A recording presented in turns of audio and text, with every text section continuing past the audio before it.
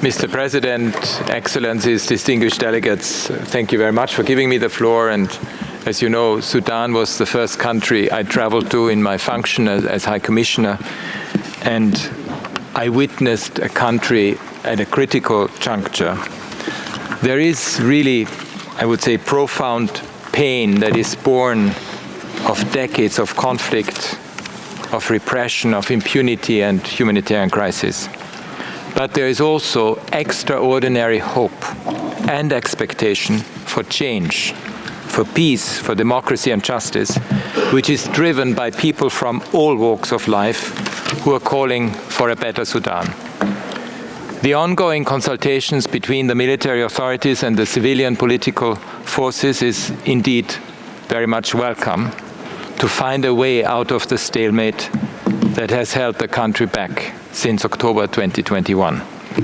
The signing of the political framework agreement on the 5th of December 2022 was a first important step towards the restoration of civilian rule and the transition to democracy. The strong commitments to human rights and justice it contains are very welcome, and I urge that they also be enshrined in the final agreement. I'm very grateful to the Sudanese authorities for their positive engagement and cooperation during my visit to Sudan, as well as for their cooperation with my designated expert and with my office in the country. Mr. President, during my visit, I received commitments that the excessive use of force against protesters taking part in demonstrations would stop. While the toll has dropped significantly over the last few months, we have still seen instances of killings and injuries of protesters that have been reported. On Tuesday this week, a 17-year-old demonstrator was shot dead by a police officer in the Sharq Alnil area of Khartoum. The immediate action taken by the authorities to investigate this killing and to arrest the officer that is responsible for it is an important step. According to medical sources, this young person was the 125th person to die since protests began over 16 months ago, 1 in 5 of whom had been children under the age of 18. Some 9,096 people have sustained injuries, many of them life-changing, from live ammunition, rubber bullets, tear gas canisters and other weapons that were arbitrarily fired by the security forces. Impunity continues to be a serious issue. It is welcome that the Judicial Committee established to investigate serious human rights violations and other acts since the 25th of October 21 has made some progress. Numerous other judicial committees have been set up to investigate human rights abuses and violations. It is really important that this work is completed and that their findings are made known. Indeed, genuine measures of accountability and transitional justice are seen by victims as a priority and ultimately a precondition for stability and democratic transformation. And it was indeed something that I heard loud and clear when I had a chance to interact with victims. I welcome the release of political prisoners, as well as 300 men detained on the orders of the governors of North and West Darfur in 21 and 22 under emergency legislation. It is also welcome that the authorities have established a committee to review the compliance of the 1997 emergency legislation with international human rights law, as well as the authority given to state governors under this legislation. I hope the committee will address concerns about the use of this legislation to detain people for long periods without trial or due process. My office is ready to provide technical advice in this regard. In light of these developments, I urge the release of the 28 people arrested in Blue Nile under emergency legislation. In Darfur, we saw firsthand the impact of the delays in implementing the Juba Peace Agreement and the National Plan for the Protection of Civilians. Many of the millions of displaced people have been away from their homes and lands for nearly 20 years, but still hold out hope that they will one day be able to return safely. And again, it's one very strong message that I got when I engaged with internally displaced people in al-Bashir. I welcome the renewed agreement 2 weeks ago by the signatories of the Juba Peace Agreement on its implementation. Mr. President, I'm concerned by the pushback on the important gains that were made by women under the transitional government. Women have been at the forefront of peaceful protests and civil society action, and I've met many of them during my visit. Yet, they have increasingly borne the brunt of hate speech, intimidation and harassment, both online and offline. Civil society representatives have told us about their limitations that are imposed on civic space, increased bureaucracy, denial or long delays in registration, scrutiny of civil society activities, and at times also harassment of their staff. An open and vibrant civic space is a key ingredient for the future of Sudan. And worrying is the marked regression in the enjoyment of socio-economic rights. The costs of basic services, food and fuel, have skyrocketed, and the population is under enormous pressure, not least also as a result of increased taxes and fees, including school fees, with scant increases in wages. And this is obviously part of the particular challenges that the country faces, not least because of the socio-economic situation, but also coming out of COVID, and not least the global consequences of what we are experiencing in Europe today. Mr. President, for the way forward, I suggest the following. I urge the authorities explicitly to instruct the security forces to respect human rights and international standards on the use of force and firearms. Everyone has the right to peaceful assembly and protest, and the state has an obligation to ensure the right of all Sudanese is fully respected in that regard. On justice, all those responsible for human rights violations and abuses must be held to account in accordance with due process and without unjustified delays. Credible, victim-centered transitional justice processes are key. And again, it's something that came very strongly from the people I had a chance to listen to. Review of emergency legislation must ensure that any amendments are fully in line with international human rights law. For women and girls, I urge the authorities publicly to commit to guaranteeing fully their rights, including including zero tolerance for sexual violence and all forms of discrimination.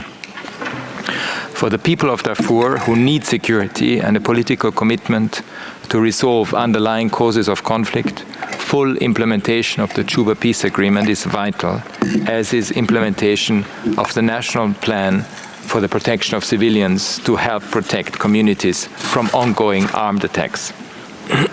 My office stands ready to strengthen its support, including for legal and institutional reforms to promote and protect human rights, the development of a victim-centered transitional justice process, and to broaden civic space. Mr. President, the memories of Sudan's 30-year dictatorship are still fresh in its people's minds.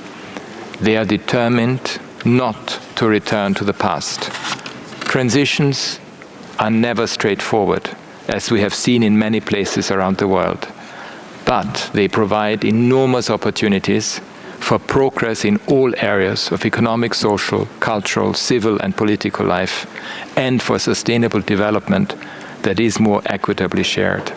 I encourage all parties in Sudan to put aside individual and sectoral interests and to work towards a future defined by the common good.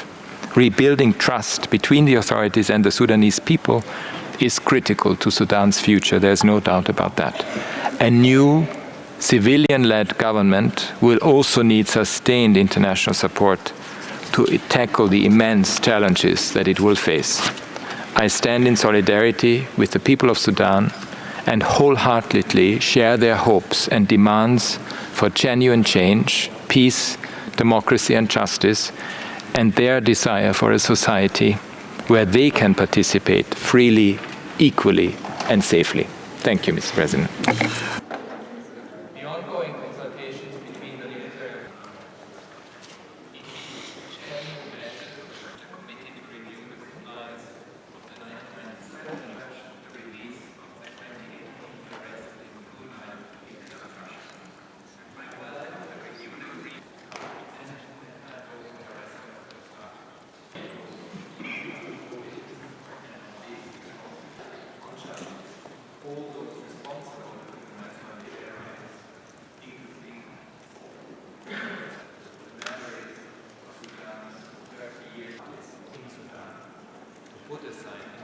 بسم الله الرحمن الرحيم. شكرا السيد الرئيس.